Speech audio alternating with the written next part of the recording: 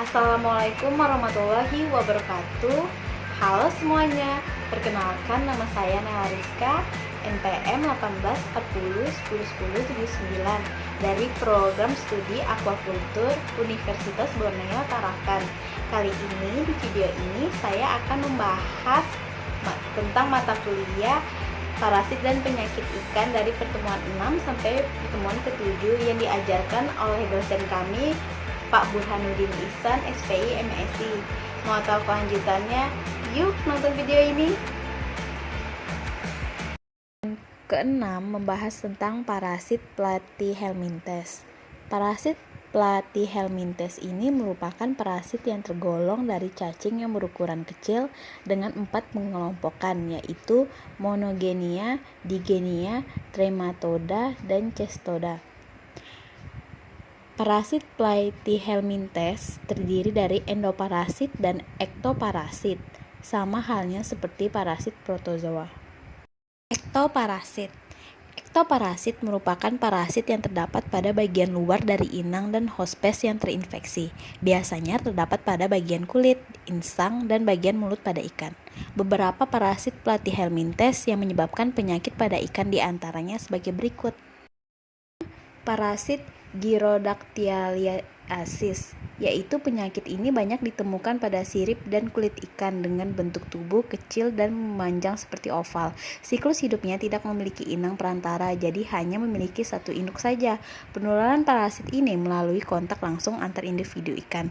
Gejala yang ditimbulkan akibat terinfeksi yaitu bintik-bintik merah di daerah tertentu, kulit berwarna putih keabuan, produksi lendir berlebihan, sisik dan kulit terkelupas, nafsu makan berkurang dan pergerakan lambat, serta warna agak gelap di sebagian atau keseluruhan tubuh. Parasit Dactylogriliasis, yaitu parasit ini memiliki ciri khas yaitu bentuk tubuh pipi dan simetris bilateral. Warna transparan, mempunyai bintik mata 2 pasang, panjang tubuh 1-2 mikrometer, pada bagian anterior memiliki 4 lekukan. Biasanya parasit ini menyerang benih ikan mas terutama yang berukuran 3-10 cm dan terinfeksinya tidak fatal kecuali intensitas penyerangan tinggi. Siklus hidupnya mirip dengan parasit yang pertama, tanpa inang perantara. Telur parasit yang menetas akan mencari inangnya sendiri. Gejala klinisnya yaitu ikan menjadi kurus, produksi lendir meningkat, warna insang pucat, nafsu makan berkurang, dan sel darah putih berlebihan. Diplozoonosis. Parasit ini termasuk cacing monogenia dan sangat dikenal dengan Diplozum paradoxum dengan ukuran 4-5 mikrometer, namun ada juga yang sampai 11 mikrometer. Bentuk tubuh ini seperti X dengan 2 kepala dan 2 kaki dan menempel pada insang. Penyakit yang diakibatkan oleh parasit ini tidak terlalu berbahaya, namun tetap menimbulkan kerusakan pada insang sehingga mengganggu pernapasan. Keempat yaitu parasit Diplostomatosis. Parasit ini digolongkan dalam cacing Trematoda atau Digenia. Parasit ini menginfeksi lensa mata ikan sehingga merusak lensa mata ikan dan dalam waktu 10 hari dapat menyebabkan kematian. Penularan melalui kontak langsung seperti kulit, insang, atau langsung ke mata. Penyebarannya melalui burung bangau atau burung air yang memakan ikan terinfeksi kemudian berkembang di dalam perutnya, kemudian bertelur dan keluar melalui feses, jatuh ke tanah dan dimakan oleh siput yang menjadi inang perantara. Gejala dari Diplostamiasis adalah bintik kecil coklat pada beberapa bagian tubuh dan sirip, khususnya di kulit, mata, insang, mulut, serta di bagian bawah lapisan otot. Penularan ini mirip sekali dengan parasit sebelumnya, melalui inang perantara yaitu siput. Perbedaannya hanya pada telur yang ditempatkan di perairan yang dimanfaatkan oleh siput air kemudian dimakan oleh ikan. Kerusakan tidak berarti jika yang terserang sedikit, namun jika yang terserang banyak melalui ikan kecil maka akan berdampak pada kerusakan yang serius. Pencegahan dapat dilakukan dengan pemeriksaan wadah pemeliharaan.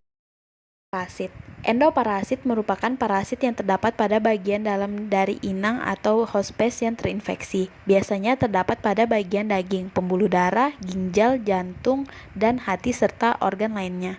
Beberapa parasit Platyhelminthes yang menyebabkan penyakit pada ikan diantaranya dari jenis sebagai berikut. Pertama yaitu sanguineclosis. Penyebabnya adalah parasit trematoda yang ditemukan di darah ikan. Jika terinfeksi, terlihat pada insang dan berwarna pucat dan pergerakan lambat. Siput merupakan inang perantara. Di dalam tubuh siput, larva berkembang menjadi Sporokis dan Cercaria. Penyakit yang diakibatkan oleh parasit ini tidak terlalu berbahaya jika jumlahnya sedikit. Namun jika banyak, maka akan menyebabkan kematian. Pencegahan dapat dilakukan dengan membersihkan siput dari perairan. Lithocestuasiasis itu menyerang usus ikan lele dumbo.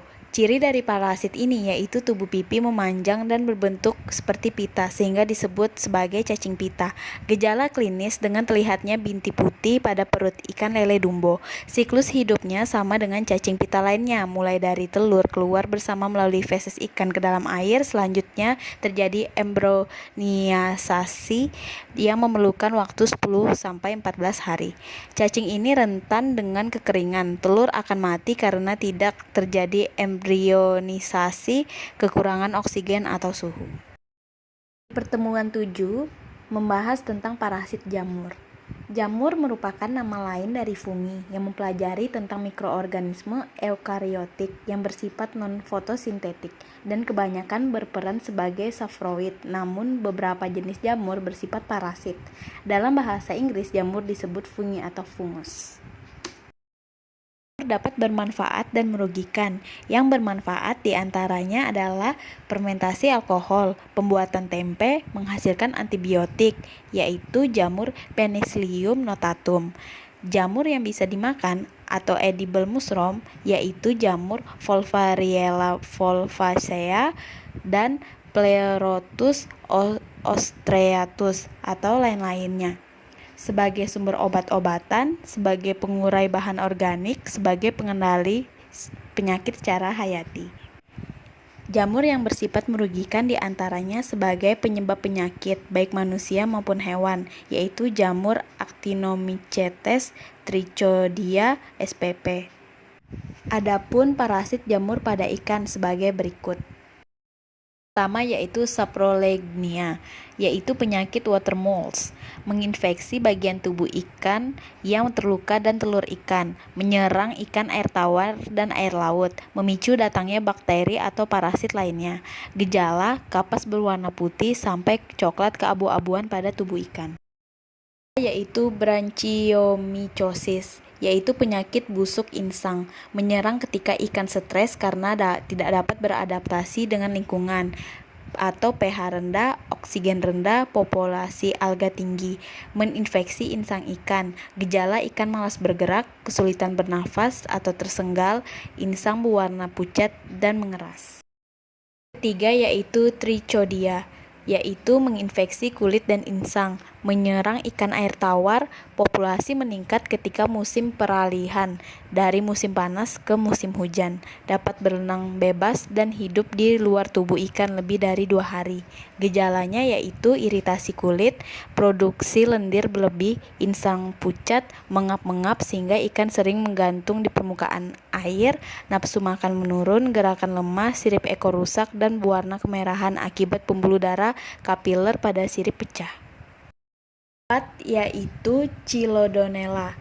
Ciri-cirinya adalah gerakan lambat, warna tubuh pucat, kulit teriritasi, bentuk lonjong, menginfeksi permukaan tubuh antara epidermis dan dermis serta insang ikan. Terakhir yaitu Ichthyoponus, jamur sistemik yang menginfeksi jaringan tubuh ikan, menyerang ikan air tawar maupun ikan air laut, menyebar melalui saluran pencernaan karena spora jamur termakan oleh ikan. Gejala, pada serangan ringan sampai sedang tidak memperlihatkan gejala. Pada serangan berat, permukaan kulit akan terlihat kasar, seperti permukaan amplas. Bentuk ikan dapat menjadi bengkok dengan luka berwarna putih keabuan. Terdapat benjolan atau nodul pada organ yang diserang. Belum ada obat yang dijual secara komersial, namun peredaman dengan malachite green diketahui dapat menyembuhkan serangan jamur. Ikan yang terkena jamur ini akan menjadi cacat. Terima kasih telah menonton video ini. Semoga ilmunya bermanfaat. Wabillahi taufiq wal hidayah. Wassalamualaikum warahmatullahi wabarakatuh.